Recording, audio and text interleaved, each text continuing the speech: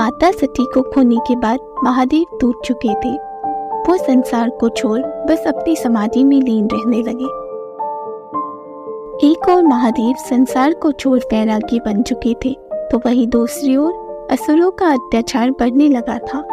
तारकासुर नाम का एक बहुत ही शक्तिशाली असुर पृथ्वीवासियों और देवताओं पर घोर अत्याचार कर रहा था।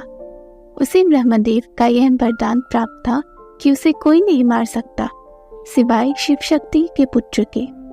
लेकिन महादेव और माता का कोई पुत्र नहीं था और ना ही शिव शक्ति का पुनर्मिलन हुआ था। इसी कारण उसका अत्याचार दिन ब दिन बढ़ता ही जा रहा था। उसने इंद्रदेव का सिंहासन छीनकर देवलोक पर भी अपना आधिपत्य जमा लिया था।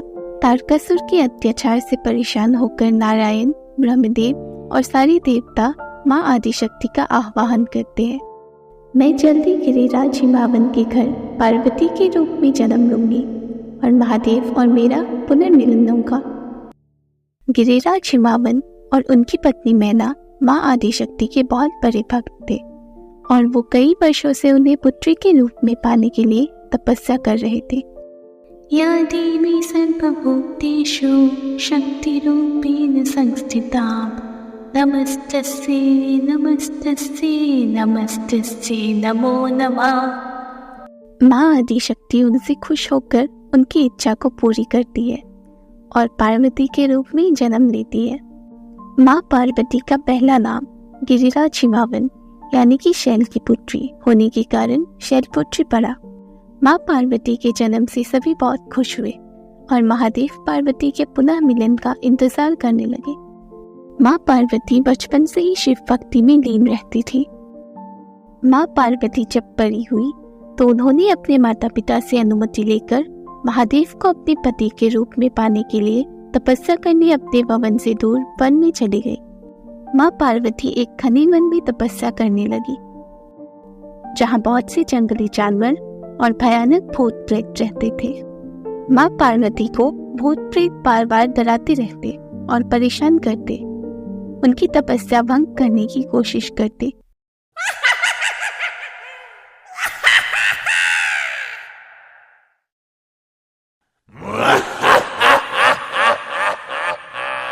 पर माँ पार्वती पर इन सब का कोई असर नहीं पड़ा।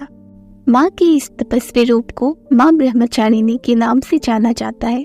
वर्षों बीत गए और माँ बहुत कठिन तपस्या करती गई। अब वो भोजन त्याग चुकी थी और बस एक पत्ता खाकर तपस्या कर रही थी, जिस कारण उन्हें अपर्णा नाम भी मिला। पर महादेव वो माँ को दर्शन न देकर उनकी धैर्य की परीक्षा ले रहे थे। पर इस बात से इंद्रदेव बहुत परेशान हो गए। उन्हें महादेव और माता पार्वती के पुत्र का वर्षों से इंतजार था, ताकि वो संसार को तारकासुर से मुक्ति दिला सके। वो कामदेव के पास गए और उनसे एक विनती की। फिर कामदेव महादेव के पास गए और उनके मन में माता पार्वती के लिए प्रेम जगाने की कोशिश की। पर महादेव तो देवों के देव थे, वैरागी। माता पार्वती के लिए अनंत प्रेम होते हुए भी कोई मोह नहीं था। कामदेव अपने प्रेम के बाण महादेव पर चलाते गए, पर महादेव पर उसका कोई असर नहीं हुआ। अंत में महादेव का क्रोध जागृत हुआ और उनकी तीसरी आंख खुल गई, जिससे कामदेव भस्म हो गए। आखिर एक दिन महादेव ने निर्णय लिया कि वो माँ की परीक्षा लेंगे और वो एक साधु के भेष में माँ की परीक्षा लेने निकले। तुम जिस महादेव को पति के रूप में पाना चाहती हो, क्या उसे जानती भी हो? शरीर में भस्म और गले में सब। ये सब सुनकर माता पार्वती को बहुत गुस्सा आता है और उन्हें चले जाने को कहती है। तब महादेव उन्हें एक शमशान में लेके जाते हैं उनकी परीक्षा लेने। क्या आप भी उस अघोरी शिव से विवाह करना चाहती हो? विवाह के बाद वो तुम्हें महलों में नहीं बल्कि शमशान में रखेगा। बारात में देव नहीं बल्कि भूत प्रेत नाचेंगे। माँ फिर भी अपना निर्णय नहीं बदलती। उनका प्रेम महादेव के लिए अटूट था। यह सब देखकर महादेव बहुत खुश हुए और उन्होंने माँ पार्वती की अनेकों परीक्षाएं ली और माँ हर परीक्षा में उत्तीर्ण होती गई। ओम नमः शिवाय, ओम नमः शिवाय। अंत में महादेव ने माँ पार्वती की एक कठोर परीक्षा ली। उन्होंने एक मायावी ग्राह यानी कि घड़ियाल का रूप लिया और नदी में गए, जहाँ माँ पार्वती पासी तपस्या कर रही थी। उन्होंने ग्राह के रूप में एक बच्चे को अपने मुंह में ले लिया, जो कि असल में नंदी जी थे।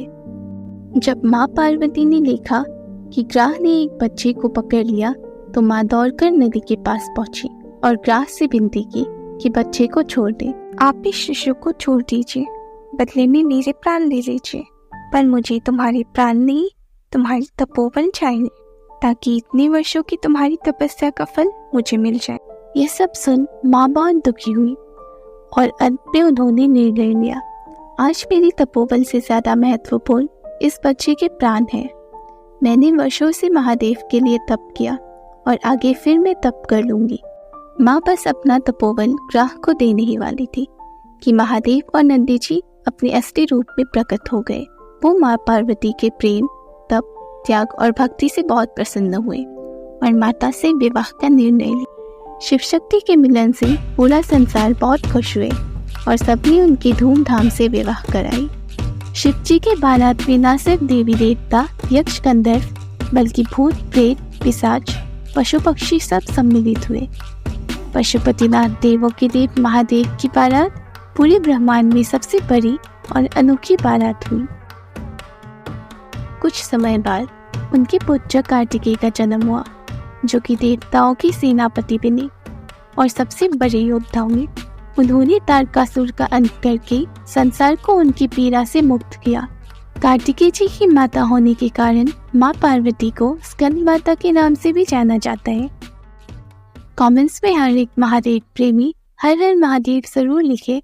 यदि कहानी पसंद आई तो वीडियो को लाइक, शेयर और चैनल को सब्सक्राइब जरूर करें। हर हर महादेव।